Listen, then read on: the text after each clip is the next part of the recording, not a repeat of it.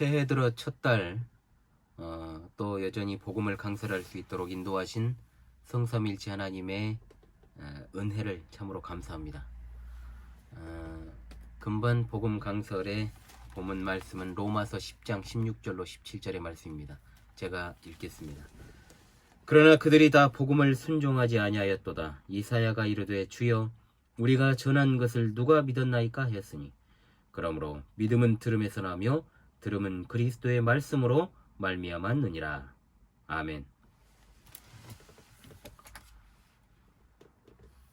오늘날 신자들은 많은 불신앙의 현실을 목도하고 있습니다. 특히 가장 가슴 아픈 가족 구원 문제. 이것은 우리가 죽을 때까지 끝나지 않을 참 가슴앓이가 아닐까 생각을 합니다. 기대와 소망을 품고 살아가지요. 그러나 현실의 벽을 마주할 때 참 그렇지 않을 때가 많습니다. 저도 그렇습니다. 주변에서 이런 말들이 들려옵니다. 아무개가 변화되어 이제 교회에 나오게 되었다. 그 남편도 나온다고 하더라. 자식들도 덩달아 신앙생활을 잘 한다고 하더라. 그런 이야기를 들을 때 참 부럽기도 하고 한편으로는 속상하기도 하고 아버지는 믿지 않아도 자녀들을 미워할 수는 없지 않습니까? 자녀들에게 더 사랑을 베풀면 아버지들이 믿지 않을까 그런 어떤 인간적인 생각도 한 번씩 하면서 자녀들을 위해 기도하고 더 마음을 쓰지만 그런 기대와는 정말로 다른 현실을 마주합니다. 1년에 한 번 교회에서 만나기도 힘들어요. 그것이 현실입니다. 그럼 정말 가슴도 답답하지만 눈물이 앞을 가리고 참으로 답답하고 어려운 현실임을 새삼 직감을 하죠. 이것을 요즘 말로 이제 현타라고 하더군요. 현실 자각 타이밍. 사정없이 옵니다. 그러나 과연 성경에서는 신앙과 불신앙이라고 하는 현실을 어떻게 말씀을 하고 있을까? 자기 백성을 그들의 죄에서 구원하시기 위해 십자가를 지기 위해 이 땅에 성육신하신 예수 그리스도께서 전하신 복음보다 정말로 이 땅에서 가장 완벽하고 아름다운 복음 전도는 없었을 것인데 그렇다면 예수님은 항상 성공만 있고 실패는 없었을 것인가? 또한 오늘 본문 말씀인 로마서를 기록한 그리스도의 종 바울 사도도 항상 성공만 있고 실패는 하지 않았는가를 질문했을 때 모든 사람은 실패라는 것을 다 가지고 있다는 사실을 발견하게 됩니다. 예수님의 제자 중 한 사람이었던 가룟 유다는 예수님께 직접 선택받은 제자였고 4년 가까운 시간을 그분께 직접 배우고 동고동락했던 그야말로 이 땅에서 가장 큰 신앙의 유익과 복을 누린 사람이었음을 우리는 압니다. 그러나 그는 단순히 주님의 곁을 떠난 게 아닙니다. 주님을 배반하고 주님을 시기하고 죽이려 했던 자들에게 팔아먹고 예수님을 급기야 죽게 만들었고 그것을 후회하다가 목을 메어 자살로서 생을 마감하고 지옥에 떨어졌습니다. 바울 사도는 앞선 말씀에서 사람들 각 개인이 예수 그리스도를 부르고 구원을 받는 과정을 5 부분으로 나누어서 설명을 했습니다. 하나님이 전도자를 보내십니다. 그리고 전도자가 복음을 전합니다. 전도자의 복음 전파를 통해 그리스도의 말씀을 듣고 그 복음을 들은 사람이 믿고 구원을 위해 예수 그리스도의 이름을 부르는 것, 즉 예배하는 일이 바울 사도의 전도하는 그 전도 여행 가운데 계속되었던 일이죠. 그러나 이런 과정이 계속된다고 해도 실상 복음을 믿지 않거나 못 믿거나 예수님의 이름을 부르지 않는 일이 많다라는 사실을 그가 알게 되었습니다. 그것이 바로 오늘 아까 제가 읽었던 로마서 10장 16절에 나오는 믿지 않는 사람들이 많은 현실, 아니 거의 대다수인 현실이라는 것을 발견하게 된 겁니다. 심지어 그들이 메시지만 거부한 게 아닙니다. 유다처럼 배반하고 팔아먹고 돌 던지고 핍박하고 죽이려 하고 옥에 가두고 매를 때리고 죽이기까지 해요. 불신앙은 참으로 슬픈 현실입니다. 또한 그리고 우리의 지상의 가족들이 믿지 않는다는 건 더욱더 슬픈 현실입니다. 이것을 인정해야 된다는 거죠. 그렇지 않으면 무기력해지고 신앙이 흔들리는 일까지 발생을 합니다. 불신앙이라는 슬픈 현실 앞에서 우리는 그것을 현실로서 직시해야 한다는 말이죠. 바울 사도가 인용한 이 부분의 말씀은 이사야 53장 1절의 말씀입니다. 이사야 선지자 당시의 메시지도 사람들에게 거부당했습니다. 에레미야 선지자의 메시지도 다 거절당했죠. 구약 성경에는 하나님의 말씀을 거절하는 본문들이 너무나도 많이 나옵니다. 그런데 그 가운데 바울 사도가 이사야 53장을 인용한 것은 어떤 이유 때문인가? 2가지입니다. 첫째, 복음을 전하는 현실은 다르다는 겁니다. 예전에 한 개그 코너에서도 그랬죠. 현실은 달라요. 메시아가 장차 오셔서 이루가실 사역에 대해서 사람들이 당시에도 믿지 않았고, 그리고 예수님이 실제로 오신 그 시점에도 믿지 않을 것이라는 사실을 강조하고 있습니다. 복음을 전하면 다 거기에 반응하고 두 손 두 팔 벌려가지고 주님을 영접할 것 같지만 실상은 아니라는 거죠. 사람들이 거절하는 이유 두 번째는 뭐냐? 메시지의 내용 때문이라는 겁니다. 이사야 53장은 고난받는 종 메시아에 관한 대표적 예언입니다. 유대인들은 지금도 이사야 53장을 금기시하고 믿지 않습니다. 그러니까 여전히 예수 그리스도를 안 믿죠. 즉 그들이 원하는 메시지가 아니었다는 겁니다. 그런데 이 사실이 오늘날의 목회 현장에서도 그대로 되풀이되고 있습니다. 오늘날에도 듣는 사람들의 필요에 맞춰 설교를 하면 보다 많은 사람들이 메시지를 들으러 올 것입니다. 막연해 보이는 하늘의 보화보다는 눈에 보이는 땅의 보화를 말하면 사람들이 좋아할 것이고, 새 창조의 역사인 중생에 대해서 이야기하기보다 그저 살아갈 때 평안한 마음을 얻는 법을 설교하면 더 좋아할 것입니다. 인간을 죄와 비참에서 구원하시기 위해 예수님이 십자가에 달려 죽으셨다고 말하는 것보다 나의 자존감을 회복하고 내 자아를 회복시키기 위해 그렇게 하셨다라고 말하는 것이 훨씬 듣기 좋은 복음일 것입니다. 그러나 참된 복음은 자기가 듣고 싶은 것만 듣고 싶어하는 자연인들로서는 당연히 거부감을 느낄 수밖에 없습니다. 오늘날 대형 교회들이 마케팅을 공격적으로 하는 것도 있지만 누가 교회에 처음 오더라도 거부감 없는 메시지를 목사가 전하기 때문에 사람들의 마음에 저항심이 별로 없습니다. 이 사람들은 참된 진리보다는 사람들이 무엇을 듣기 싫어하고 무엇을 듣고 싶어하는가를 연구하여 메시지를 전하는 사람들 또는 그들의 추종자들이기 때문에 당연히 기존에 있던 사람들은 더욱 열과 성의를 다해 사람들을 예배당에 나오게 만드는 것과 동시에 목사의 거부감이 들지 않는 설교가 조화를 이루어서 이른바 교회가 성장하게 되는 것이요. 사실 그 어떤 사람도 복음을 전했을 때 상대방이 불신앙적인 반응을 보이는 걸 원할 사람은 없습니다. 그럼에도 불구하고 죄인들이 듣기 좋아할 만한 메시지는 결코 복음이 아닙니다. 복음은 이미 계시된 하나님의 진리고 또 그 복음을 들을 수 있는 자는 하나님이 은혜를 주심으로 죄인들 가운데서 구원하시기로 작정하신 자를 돌이키게 하사 그 마음에 성령님이 그 복음의 메시지를 적용하심으로 듣고 돌이키게 하는 것이기 때문에 하나님이 이끌지 않으시면 그 누구도 받아들일 수 없는 것이 참된 복음입니다. 복음의 씨앗을 뿌릴 때 사람들의 반응에 대해서 일찍이 예수님께서는 통상 우리가 씨 뿌리는 자의 비유라고 알려진, 정확히 말하면 토양의 비유를 통해 알려주셨습니다. 익숙한 본문이지만 다시금 복음 전도의 측면에서 예수님의 말씀을 한번 상고해야 될 것입니다. 복음을 전해도 그토록 권면해도 믿지 않으려는 사람들에 관해서 한번 생각해 봅시다. 첫 번째입니다. 길처럼 마음이 굳은 사람입니다. 이 첫 번째 씨앗은 길가라고 하는 토양의 씨앗이 떨어졌습니다. 밟히며 공중의 새들이 먹어버렸다라고 말씀하죠. 이 부분에 대해서 예수님이 제자들에게 해설하시기를, 길가에 있다는 것은 하나님의 말씀을 들은 자니 이에 마귀가 가서 그들이 믿어 구원을 얻지 못하게 하려고 말씀을 그 마음에서 빼앗은 것이다 라고 했습니다. 즉 복음을 듣지 않고 믿지 않는 자들, 즉 구원받지 못한 자의 특징 첫 번째에 마귀가 등장을 하는 겁니다. 그렇다면 이 비유에서 마귀는 공중의 새들이겠죠. 마귀가 사람들의 마음에서 말씀을 빼앗는 목적은 오로지 하나, 구원에 이르지 못하게 하기 위함입니다. 로마서 10장 17절에 오늘 읽은 본문에 분명 나오죠. 믿음은 들음에서 나며 들음은 그리스도의 말씀으로 말미암아 느니라. 믿음은 구원을 이루는 것입니다. 마귀는 말씀을 들은 사람이 마음으로 받아들이지 않고 그것을 등한시하고 내게 주는 말씀으로 안 받고 애초에 믿음을 갖지 못하도록 하기 때문에 말씀을 가로채는 것입니다. 그러면 이렇게 생각할 수 있습니다. 나는 들으려고 하는데 마귀가 빼앗아가려는 것을 어떻게 하느냐. 웃기지 말라고 하십시오. 웃기는 소리입니다. 복음의 결실을 맺지 못하는 책임은 듣는 자와 마귀 모두에게 있습니다. 스스로 지혜롭게 여기는 자들, 하나님의 지혜의 복음을 미련한 것으로 치부하는 자들은 마음으로 하나님의 말씀을 받아들이지 않습니다. 그렇기 때문에 들어도 자신의 자아를 더 높은 곳에 두고 있기 때문에 삶 가운데 하나님이 전혀 드러나지 않습니다. 이런 사람들 가운데는 교회를 분명 다니면서 교회도 안 빠져요. 그런데 마주 대화를 해보면 이 사람이 그리스도인인가 싶은 사람들이 실제로 있습니다. 이런 사람들은 자신의 자아가 여전히 득세하고 있는 사람이기 때문에 말씀의 씨앗이 떨어져도 그것을 수용하기 거부하는 완악한 마음과 말씀을 빼앗아 버리는 마귀와의 상호작용으로 도무지 열매를 맺을래야 맺을 수가 없다는 것이죠. 그러므로 기억합시다. 역으로 이 말씀은 말씀을 들어야 구원을 얻게 된다는 것을 가르쳐 주십니다. 들어야 하는데 듣지 못하는데 어떻게 믿을 수 있고 듣지 않는데 어떻게 믿음이 생깁니까?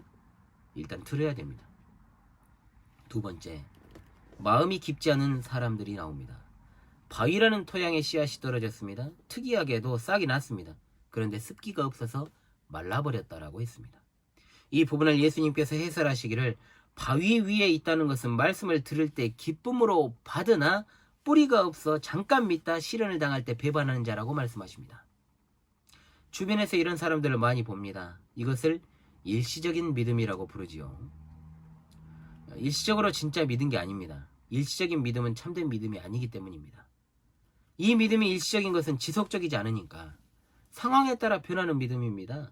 절대로 결실하지 못합니다. 한국 교회 안에 이러한 토양인 자들이 많습니다. 다분히 감성에 치우친 사람들은 감정적으로 복음을 받아들입니다. 즉 그 당시 상황이 받아들이기 적합한 상황이었던 겁니다. 그런데 이런 모습은 그 상황이 바뀌게 되면 바로 뒤집어져 버립니다. 평안할 때나 복음이고 그렇지 못할 때는 자신에게 복음이 아닙니다. 그러므로 조금의 시련도 그들은 견디지 못합니다. 그렇기 때문에 이런 자들에게 거부감이 들지 않는 인간적인 메시지가 전해진다? 그러면 그들을 더욱더 죽이는 촉매제가 되어버린다는 거예요. 선천적으로 종교적 감성이 예민한 사람들이 있습니다. 물론 구원 얻는 믿음과는 상관없는 거예요. 이거는 기질적인 문제라는 거죠. 그러므로 눈에 보이는 것으로 이런 사람들이 진정한 믿음을 가진 사람이라 착각해서는 안 돼. 이런 사람들의 특징은 눈물도 잘 흘립니다. 감동도 잘 받아요. 그리고 바짝 일할 때는 정말로 기존에 있던 사람들보다 더 열심히 일합니다. 그런 사람들은 그런데 원래 종교적 감수성이 풍부해요. 기독교가 아니더라도 다른 종교를 믿었을 가능성이 굉장히 큰 사람들입니다. 일시적으로 감동받고 흥분하고 그 말씀을 받아들인다고 해도요. 중심이 없습니다. 즉 뿌리가 내려지지 않았기 때문에 식물에게 필요한 수분이 금방 증발해버리고 햇볕은 식물을 살게 하는 것이면 오히려 죽게 만드는 것처럼 그렇게 돼버린다 이 말이에요. 많은 사람들이 신앙이 있는 것처럼 보이지만 시간이 좀 흐르고 나서 아예 신앙을 잃어버린 사람들이 있습니다. 그러나 그 사람은 처음부터 결실할 수 없는 토양이었던 것이지 그가 진짜 믿음을 가지고 있다가 진정한 믿음을 가지고 있다가 상실한 게 아니에요. 착각해서는 안 됩니다. 환경에 의해서 지배를 받는 것은 믿음이 아닙니다. 뿌리 내려지지 않은 그러한 허구적인 믿음을 가진 사람이 믿음의 자리를 이탈하고 교회를 나가버리고 또 배반하는 건 당연한 거란 말이죠. 다른 교회를 나가요? 그 사람이? 그래도 종교적 감수성 때문에 교회를 다니는 것이지 구원의 열매를 맺는 참된 신앙인이어서 그가 교회를 찾는 것이 아닙니다. 여전히 그는 자신의 자아가 중심입니다. 하나님이 삶의 목적도 아닙니다. 필요할 때만 하나님이고 아버지입니다. 안 그럴 때는 그냥 아무것도 아닌 거예요. 더 큰 시련과 상황이 닥치지 않습니까? 아예 그 종교적 감성마저도 없어집니다. 나중엔. 오락가락 하는 건 믿음이 아닙니다. 상황이 그래서 그렇다? 다 핑계입니다. 신앙의 성장은 말로 되는 것이 아닙니다. 시련과 연단의 모든 장애물들을 극복하고 끝까지 붙드는 것이 믿음인 것이지 이랬다 저랬다 했다 안 했다 그냥 주구장창 안 하고 또 교회에 소속만 되어 있다 해서 믿음 있는 사람이 아니에요. 간절히 바랍니다. 이 영상을 시청하시는 신자라면 온전한 신앙으로 성장하시기를 바랍니다. 그러나 신앙 성장의 중심에도 역시 하나님의 말씀이 있다는 것이죠. 일단 하나님의 말씀을 드려야 됩니다. 안 듣는데 방법이 없습니다. 다시금 말씀드립니다. 왜 교회에 와야 하느냐? 들어야 되니까 그렇습니다. 제가 왜 유튜브에 강의는 많이 올리지만 설교를 잘 안 하는지 아십니까? 그럼 이 설교를 들었으니까 교회는 갈 필요도 없다는 그런 어떤 자유를 방관하는 이런 사람들이 생길까봐 제가 그런 높아심에서도 설교를 자주 올리지 않습니다. 물론 이것마저도 잘 들은다면 다행이지만 그렇지 않은 사람이 대다수니까. 왜 교회에 와야 됩니까? 들어야 되니까. 다른 방법 없습니다. 믿음이 들음에서 나는데 왜 교회에 나오지 않습니까? 전도자에게 한 번씩 전해 듣는 메시지? 그럼 불가능해요. 안 됩니다. 예배의 자리로 나와서 하나님의 말씀을 듣고 정기적으로 또 들어야 됩니다. 그리고 배워야 됩니다. 양육의 자리로 들어와야 된다는 것이죠. 수박 거달기식으로 깐족깐족 그렇게 듣는다고 해가지고 믿음이 생기는 거 아닙니다. 세 번째가 나옵니다. 재산에 억눌려 사는 사람들이 나오죠. 가시떨기라는 토양에 씨앗이 떨어졌습니다. 가시가 함께 자라 기운을 막았습니다. 주님이 이것을 해설하십니다. 말씀을 들은 자이나 지내는 중 이생의 염려, 재물과 향락의 기운이 막혀 온전히 결실하지 못하는 자다. 재물과 향락이라는 말 그대로 재물에 대한 욕심, 육신적 쾌락에 탐닉하는 것을 말합니다. 즉 가시떨기는 세속주의죠. 세상에 대한 집착으로서 영원한 것이 아니라 이 세상의 것들이 전부라는 생각에 빠지게 하는 것입니다. 이 모든 것들이 구원의 장애물이 됩니다. 인간의 마음은 상반된 두 가지의 것을 동시에 담을 수 없습니다. 사람의 마음이 세상에 대한 염려와 불안으로 가득 차 있으면 당연히 하나님이 보이지 않습니다. 그렇죠? 재물과 향락은 어떻습니까? 그것 자체가 우상이 되어버리기 때문에 하나님은 안중에도 없습니다. 예수님을 찾아온 부자 청년은 결국 재물을 포기하지 못한 채 예수님을 떠나버렸습니다. 바울 사도는 말합니다. 돈을 사랑함이 일만 악의 뿌리가 되나니 이것을 사모하는 자들이 미혹을 받아 믿음에서 떠나 근심으로서 자기 마음을 찔렀도다 라고 말입니다. 이 세 가지 토양들은 하나같이 결실하지 못하는 자들, 교회 안에서 또는 교회 밖에서 구원받지 못한 자들, 복음을 듣지 않고 거부하는 자들의 양상에 대해 분명히 말하고 있지만 실상 다른 세 종류로 구분할 수 있는 것이 아니라 서로 밀접하게 관련되어 있습니다. 그것은 하나님의 말씀을 결실하지 못하는 자들이 되는 이유와 핑계는 1000가지, 10,000가지가 넘지만 사실 이 세 가지 안에 다 들어있다는 말이에요. 교회 밖에 있는 사람은 당연하고요. 교회 안에 조금도 앞으로 나가지 못하고 그 자리가 그 자리인 사람들의 특징을 저는 잘 압니다. 항상 이 핑계 저 핑계로 구원의 열매 맺는 길을 스스로 가로막아버린, 자세히 살펴보면 항상 같은 문제, 똑같은 문제입니다. 왜 그럴까? 그것을 개선할 생각 자체를 안 해요. 패배를 당연시 여겨 죄에게 당하는 걸 당연시 여기는 겁니다. 안타깝지요. 진정으로 주님이 오시기 전에 정말로 개인적인 마지막 날이 그에게 닥치기 전에 회개하고 주님을 진정으로 믿게 되기를 간절히 원할 뿐입니다. 그러나 한편으로 생각할 것이 있어요. 참된 성도라고 할지라도 신앙 성숙이라는 것을 막는 요소도 이와 다르지 않다는 거예요. 언제나 사탄은 주의 택하신 자까지도 미혹하려 들기 때문에 깨어있지 않으면 이러한 여러 가지 방해물들, 사탄의 직접적인 방해, 감정적 반응, 일시적 신앙, 이생의 염려, 재물이나 향락 등으로 인하여서 걸림돌이 다 될 수 있다는 말이에요. 생각해 보십시오. 기름진 토양의 잡초가 더 무성하게 자라는 법입니다. 처음부터 척박하고 기름지지 않은 곳엔 잡초도 생기다가 마는 것이죠. 많은 사람들이 교회를 신앙생활이 아니라 사회생활의 연장으로 생각하는 경향이 있습니다. 가령 우리 교회에는, 제가 심무하는 교회에는 아내만 교회에 나오고 남편들이 교회에 나오지 않는 가정이 3가정인데 만일 상대가 남편이 아니라 애인이었다면 교회에 안 나왔을까? 그런 생각을 한 번씩 해봅니다. 남자들의 속성을 알기에 거의 나왔을 겁니다. 연애 때는 제정신이 아니기 때문에 나오게 되어 있습니다. 신혼 때도 나오죠. 신혼 때도 안 나오더군요. 예. 비참한 현실이죠. 인간이라는 것이 그래요. 자신의 이해관계가 맞아떨어져야 나옵니다. 교회도. 참 비참하죠. 시댁이든 친정이든 부모가 돈이 많고요. 유력자라면 며느리든 사위든 교회 나옵니다. 전 그런 모습을 실제로 봤고 보고 있어요. 물론 믿음은 없어요. 그런데 나와요. 왜? 소위 먼 밥에 관심이 있다고 하죠. 역시 이해관계입니다. 그리고 그런 경우도 봤어요. 시댁이든 친정이든 부모가 죽으니까 교회에서 이탈하는 사람들. 목적이 하나님이 아닌데 어떻게 그 신앙이 유지됩니까? 그동안 억지로 나온 게 더 용하죠. 사실은. 극단적인 신뢰를 든 것 같죠? 아닙니다. 실제로는 현실은 50보 100보예요. 부자면 부자에서, 가난하면 가난해서, 평범하면 또 여러 가지 이유로 복음을 거절합니다. 너무 많이 들어서 귀에 못이 박힐 정도로 정말 들은 말이 있어요. 사람들로부터. 내가 지금은 교회 다닐 여유가 없다. 삶이 힘들다. 여유가 조금 생기면 내가 그때 가게 되겠지. 가게 되겠지예요. 가정법이죠. 10년이 지나고 20년이 지나고 30년이 지나도 안 옵니다. 이제 죽을 때 되겠죠? 여러분, 사람이 1000년을 삽니까? 10,000년을 삽니까? 우리 교회로 따진다면 아이들을 제외하고는 끼태야 다 20년에서 40년 사이에 다 죽어요. 얼마 안 남았습니다. 그리고 그것은 평균 기대 수명인 것이지 사고 나면 오늘도 죽어요. 저도. 느닷없이 지진 나고 무너져 죽을 수도 있죠. 얼마 안 남았습니다. 그것이 인생인데 참 얼마나 안타깝습니까? 제가 소시적에 인간의 민낯을 많이 보는 기회가 있었는데 아무리 바빠 죽는다고 해도 다 뒷공무니로 연애할 시간이 있더라고요. 짝짓기는 동물적 본능이죠. 젊은 사람들이 연애에 불붙어 있을 때 그 열정으로만 살아도 나라를 구합니다. 진짜입니다. 자기가 원하는 것, 자기가 하고자 하는 것, 그것은 어떻게 해서든 피곤해서도 하고 힘들어도 하는 것이 인간입니다.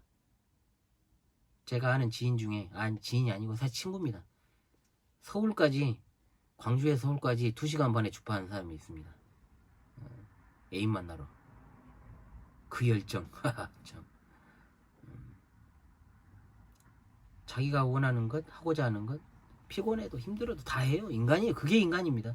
복음을 거절하는 것에 이유가 없습니다. 그냥 듣기 싫고 하기 싫은 겁니다. 요즘 제일 많이 하는 말이 그거죠. 먹고 살기 바쁘다. 힘들다. 이 말은요. 배고프다고 팥죽 한 그릇에 자기 영혼을 팔아먹은 사람이 성경에 나옵니다. 누구냐? 바로 에서입니다. 에서라는 사람이 그렇게 했어요. 그래 야곱은 그렇게 하지 않았죠. 배고프다고 자기 영혼을 팔아도 되겠습니까? 그리스도인들은 제발 먹고 살기 바쁘다는 핑계로 경건생활 소홀히 하면 안 됩니다. 차라리 굶어 죽어도 주님 곁에서 죽는 것이 그리스도인이라는 그 사실을 알고 살아야지. 그것이 그리스도인이 세상과 다른 점은 아니겠습니까? 예수님은 누구든지 나를 따르려거든 자기를 부인하고 자기 십자가를 지고 나를 따르라고 그랬습니다. 사람이 만일 온 천하를 얻고도 자기 목숨을 잃으면 무엇이 유익하리요? 사람이 무엇을 주고 자기 목숨을 바꾸겠느냐? 영혼의 구원을 받아야 되는 것입니다. 생명은 하나뿐입니다. 아직도 구주 예수님을 믿지 않는 당신은 지금이라고 하는 때에 복음을 듣고 예수 그리스도를 따라 나서시기를 바랍니다. 그것 외에는 소망이 없습니다. 믿는 자들은 알짝깔짝 그냥 알딱깔딱 얼렁뚱땅 믿지 말고 구렁이 담너거든 믿지 말고 담대하게 야무지게 신앙생활을 해야 되는 겁니다. 물론 이사야 선지자가 주여 우리가 전하는 바를 누가 믿었나이까 라고 했을 때 분명히 대다수는 안 믿었어요. 그러나 이 말이 한 사람도 안 믿었다는 말은 아닙니다. 남은 자 일부를 구원하십니다. 오로지 하나님의 전적인 은혜로 그들을 구원하십니다. 여러분에게 간절히 권면합니다. 여러분이 바깥에서 복음을 전하는 것이 쉽지 않다는 것도 잘 알고 있고 또 그것이 어렵다는 것도 압니다. 그리고 여러분이 이 영상을 시청하시는 여러분이 저보다 복음을 더 잘 설명할 수도 없습니다. 그렇다면 그 일을 잘할 수 있는 사람이 있는 곳으로 인도를 해야 되겠죠. 그게 어디입니까? 교회입니다. 타협 없는 신실한 신앙을 전하고 성경을 통해 지도할 수 있는 곳으로 사람들을 인도하란 말입니다. 그리고 계속해서 그들을 위해 기도해야 되겠죠. 은혜의 증거는 여러분의 복음 권면과 초청에 달려있는 것입니다. 의인의 간구는 역사하는 힘이 많으므로 그 기도가 계속되는 한 우리에게 소망을 품게 하시고 구원의 역사를 이루실 하나님은 우리의 간구를 외면하지 않으시고 적절한 때에 우리로 하여금 인도할 자들을 만나게 하시고 그들의 마음을 또한 변화시켜 주실 것입니다. 또한 믿지 않는 당신이요 이 영상을 보시는 여러분 마음이 굳어있고 생각을 깊이 하지 않고 또 돈으로 대표되어지는 현실적인 장애물에 억눌려서 믿지 못하고 있다면 그대로 불신앙의 자리에 머물러 있어서는 안 됩니다. 반드시 기억하십시오. 죄에서 돌아서서 예수 그리스도를 부르십시오. 지금은 불신앙이라는 슬픈 현실에 갇혀있지만 놓여있지만 주 예수 그리스도를 당신의 구주로 믿는 즐거운 현실로 들어갈 때가 바로 이때입니다. 이때 주님의 몸된 교회에 출석하십시오. 당신의 종교적 성향이 기독교적 성향에 쏠려있건 또는 내가 과거에 기독교였건 상관없이 당신이 지금이라고 하는 불리는 때에 지상에서 참된 교회의 회원이 아니라면 당신은 그리스도인이 아닙니다. 구원받은 사람이 아닙니다. 구원과는 전혀 상관이 없는 사람입니다. 이 찬송가의 가사로 마무리합니다. 이때라 이때라 주의 긍휼을 받을 때가 이때라 지금 주께 나와 겸손하게 절하라 구원함을 얻으리 할렐루야 아멘입니다. 이번 달에도 제가 기도함으로 이번 복음 강서를 마치도록 하겠습니다. 기도하십시다. 우리의 찬양과 기도를 받으시기에 합당하신 우리 하나님 아버지 그 은혜와 사랑에 참으로 감사합니다. 이 시간에도 하나님의 거룩하신 말씀 앞에서 우리를 세우시고 신앙과 불신앙 이루어가는 정말로 거대한 문제 앞에서 다시금 우리 자신을 돌아봅니다. 또한 불신앙이 난무하는 현실을 바라보게 하시니 또한 감사합니다. 신자라고 불리는 우리들의 불신앙적 행태를 회개하고 또한 불신앙이라고 하는 슬픈 현실을 살아가는 가깝게는 우리의 지상의 가족과 친구와 모든 지인들이 죄에서 돌아서서 예수 그리스도의 이름을 부르게 되기를 간절히 갈망합니다. 우리가 해야 하는 것은 그들을 선한 길로 인도하는 것임을 믿습니다. 우리가 전하지 않는데, 우리가 간절히 권면하고 초청하지 않는데 그들이 어찌 믿을 수 있고 들을 수 있고, 우리가 기도하지 않는데 어찌 그들이 교회에 나와 복음을 듣고 받아들이고 믿게 될 수 있겠습니까? 지금이라고 하는 때에 예수 그리스도를 다 믿게 되기를 간절히 소망합니다. 하늘 가족으로 함께 서게 되는 그날까지 이 일을 멈추지 말게 하여 주옵소서. 또한 이 천한 종의 이 영상을 통하여서 또한 주님께서 구원의 은총 베풀어 주시기를 간절히 원하옵나이다. 예수님의 걸어가신 이름으로 기도하옵나이다. 아멘.